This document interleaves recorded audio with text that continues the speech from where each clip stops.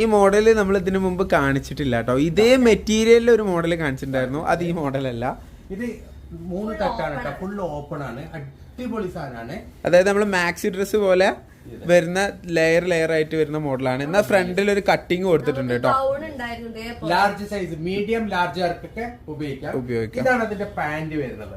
അടിപൊളി സെറ്റ് ആണ് കേട്ടോ. സൈസ് എത്രയാ പപ്പ? ഇതിന്റെ സൈസ് മീഡിയം ലാർജ്.